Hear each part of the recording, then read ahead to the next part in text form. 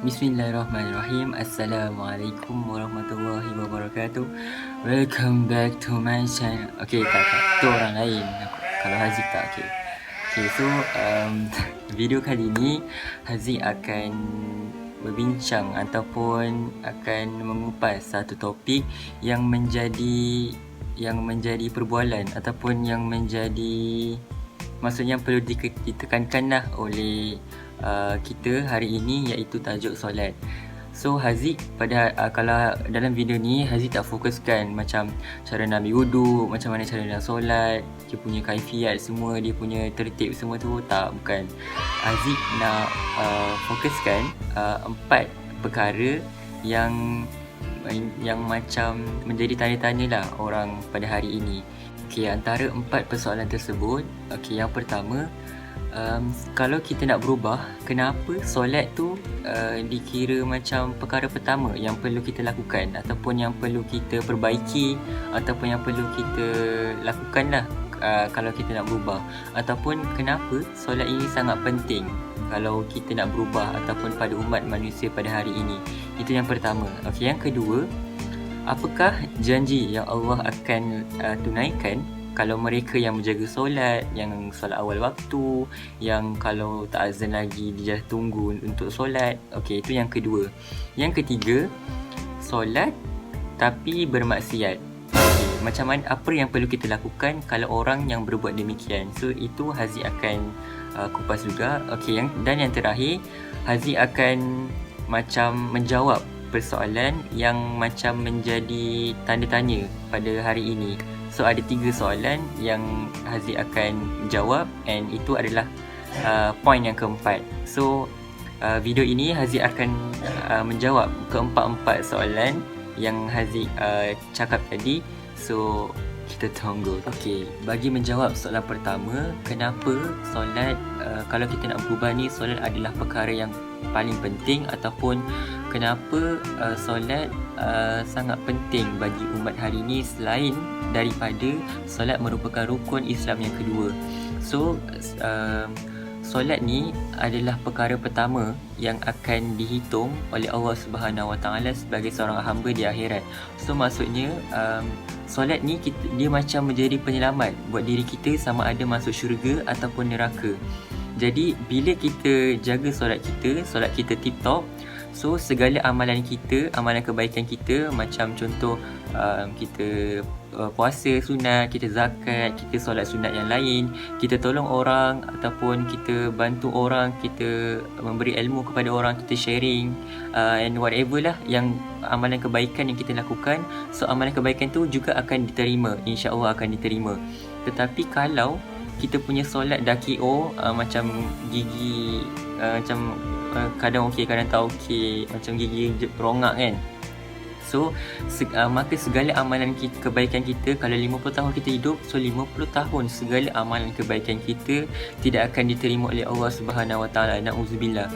Macam mana Allah nak terima amalan lain kita sedangkan kita tak solat? Amalan pertama yang kita dihitung tu tak okey. So kita akan tersekat dekat situ. So bila amalan pertama kita yang kita nak hitung tu tak okey, bagaimana Allah nak pergi kepada Allah nak hitung amalan-amalan lain? Okey, so macam tu.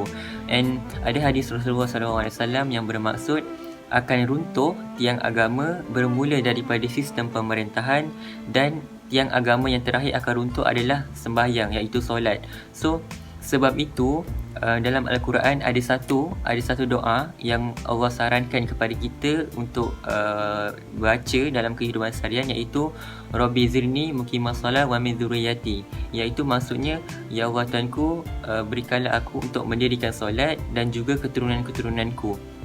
Kenapa keturunan-keturunan? Sebab takkanlah kita je nak baik kan, keturunan-keturunan kita takkanlah nak tak baik, tak nak jaga solat. So dalam doa tu segala keturunan kita insya-Allah akan menjadi baik, dan Allah akan insya-Allah lah Allah akan mengabulkan doa kita, anak-anak kita, cucu-cucu kita nanti akan menjadi baik juga insya-Allah.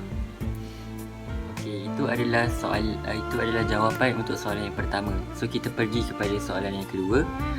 apakah janji yang Allah akan tunaikan bagi mereka yang sangat jaga solat, sangat fokus kepada solat, sangat memang kalau boleh memang dia akan nak solat lah, kalau boleh setiap waktu dia nak solat.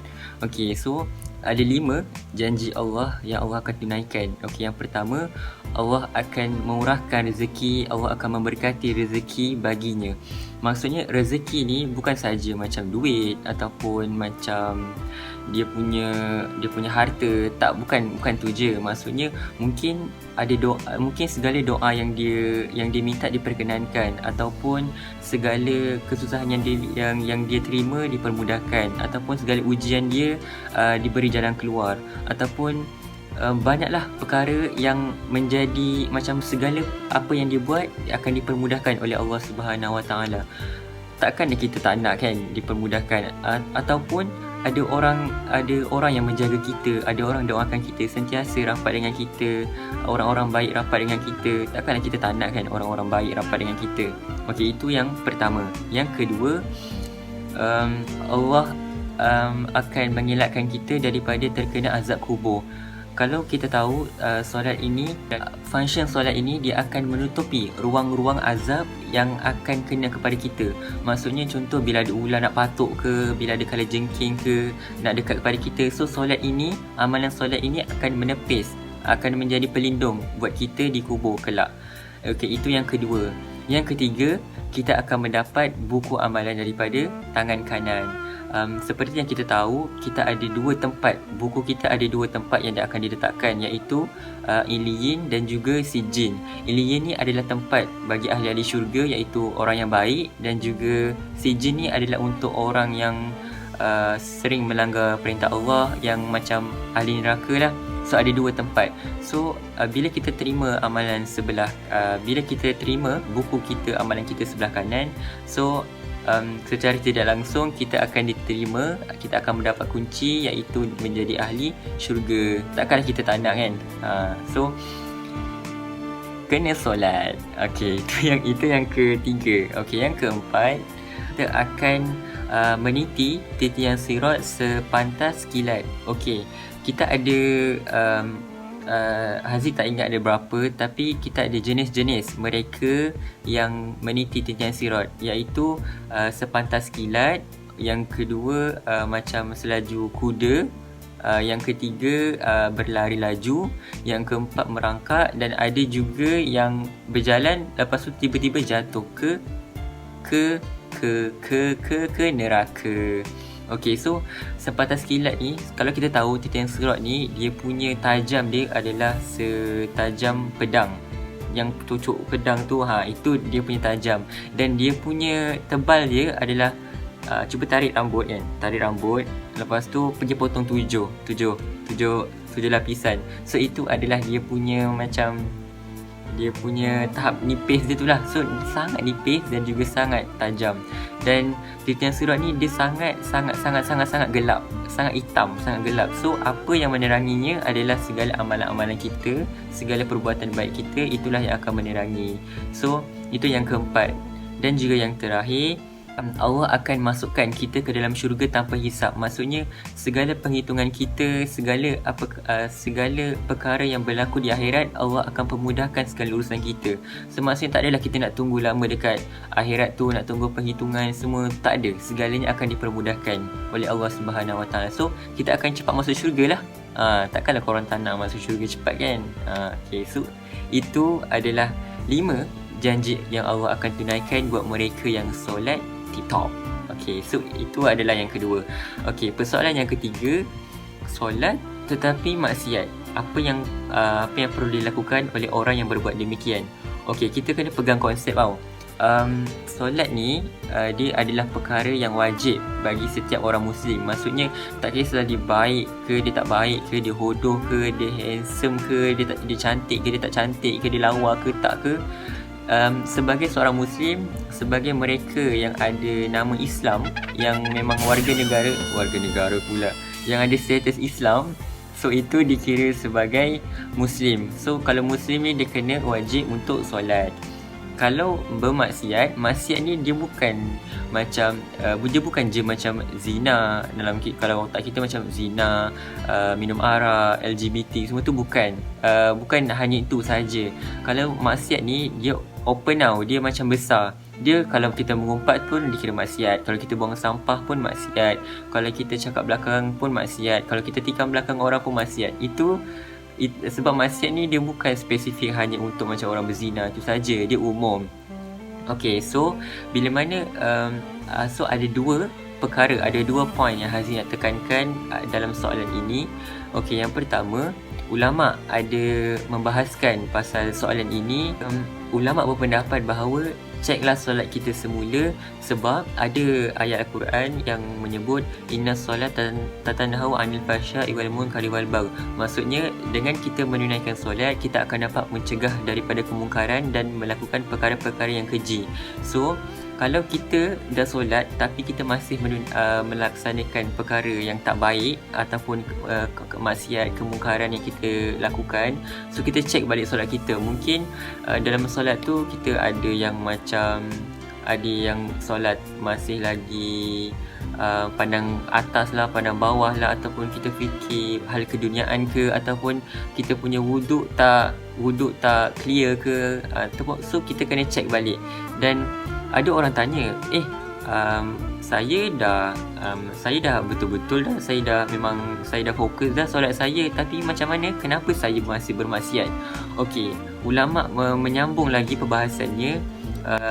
Allah berfirman yang bermaksud adalah solat untuk mengingatinya. Maksudnya bila kita dah fokuskan kepada, kita dah pandang bawah, kita dah fikir pasal solat ni, cuba kita tengok balik solat kita, berapa lama masa, contoh 5 minit kita solat kan, berapa masa dalam 5 minit tu kita mengingati Allah. Kalau kita hanya seminit je mengingati Allah, ataupun berapa saat, ataupun langsung tak mengingati Allah, so daripada situ kita cek balik solat kita. Sebab bila kita tak mengingati Allah, kita fikir pada solat keduniaan, itu yang macam kalau kunci kereta kita letak dekat, kita hilang pun tiba-tiba waktu solat kita boleh tahu. Ataupun kita solat, kita tak fikir pasal kerja sekolah pun tiba-tiba aku ada kerja sekolah lah, apa benda semua tu. So itu maksudnya kita fikir pasal hal keduniaan. So itu yang point yang pertama. Okey, point yang kedua, macam mana pula kalau kita maksiat lepas tu kita solat, adakah kita hipokrit? Okay, ulama ada pesan, jangan tunggu kita nak tinggalkan maksiat baru nak solat, tetapi kita solat sampai kita meninggalkan maksiat. Samalah juga macam kalau kita nak khusyuk. Kan kalau kita nak buat apa aku nak solat kalau aku asyik tak khusyuk je, fikir itu, fikir ni, ada masalah hidup, aku fikir macam tu. Okey, ulama berpesan, jangan tunggu kita khusyuk baru kita nak solat, tetapi kita solat sampai kita khusyuk. Sebab sampai bila khusyuk tu nak sampai kalau kita tak nak solat kan? So itu adalah persoalan bagi 2 point, iaitu jangan sesekali tinggalkan solat bila mana kita bermaksiat. Dan juga yang kedua, kita kena upgrade kita punya solat sampailah kita peroleh khusyuk, sampai kita sentiasa menyati Allah dalam solat tersebut. So daripada situ kita kena perbaikilah. Okey, itu persoalan yang ketiga. Okey, kita pergi kepada soalan yang keempat, iaitu ada 3 persoalan yang macam menjadi perbualan lah pada hari ini. Okey, so Haziq mulakan daripada soalan yang pertama.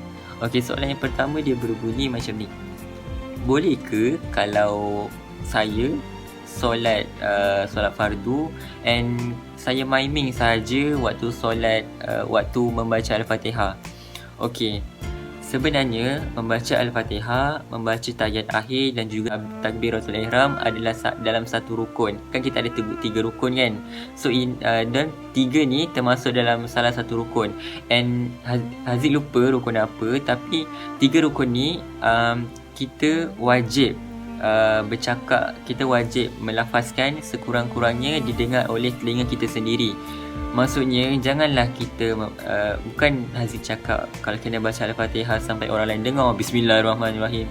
Kalau macam tu baik kau jadi imam je, tak payah jadi makmum kan. Okay, so kalau kita miming ataupun kita kalau kita membaca dalam hati, ada orang dia macam aku baca dalam hati okey je.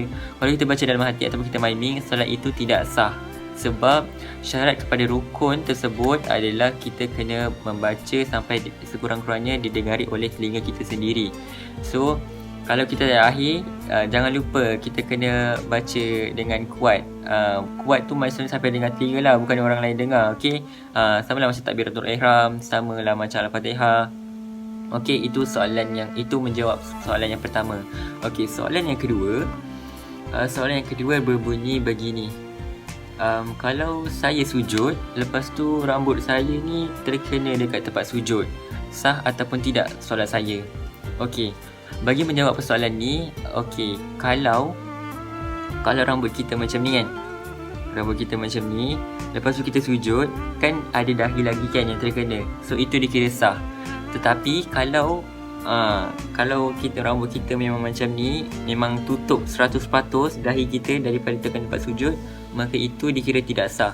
Sebab syarat sujud adalah kita punya dahi ni mesti kena dekat tempat sujud, walaupun sekejap. So maksudnya kalau ada rambut ke, ataupun tiba-tiba ada orang tiba tutup kita punya dahi, so itu tidak sah. So kalau mereka yang pakai songkok ke depan ke, ataupun dia punya rambut tu memang panjang, so so ia tetap sah. So maksudnya boleh je kalau kita nak solat macam tu. Okay, so menjawab kan? Okay, itu adalah yang kedua. Okay, yang ketiga, soalan dia, boleh ke kalau kita solat subuh tak terlupa ataupun tak baca doa kunut? So hukumnya adalah sah, sebab doa kunut tu adalah sebagai sunat muakkad sahaja. Itu bukan dikira sebagai rukun yang wajib. So tiada masalah, tidak sah. Tiada masalah dan solat itu dikira sah. Okay, so itu saja untuk kupasan tentang solat ni. So korang kalau ada apa-apa nak tanya, korang boleh komen dekat bawah ni. And jangan lupa subscribe and like lah. Macam orang lain pula. Okay, so itu je. And kalau korang ada apa-apa ataupun ada suggest tajuk, so korang boleh juga komen dekat bawah ni. And apa-apa nanti korang boleh follow IG Haziq dekat bawah juga, and Haziq akan letak dekat bawah. So I hope korang akan faham lah. Kalau korang tak faham pun korang boleh komen dekat bawah. Banyaknya tekan. Okay, so itu je untuk video kali ni. So happy fasting, and dan nak raya ni jangan keluar rumah. Okay, jangan keluar masuk hati. So Assalamualaikum warahmatullahi wabarakatuh.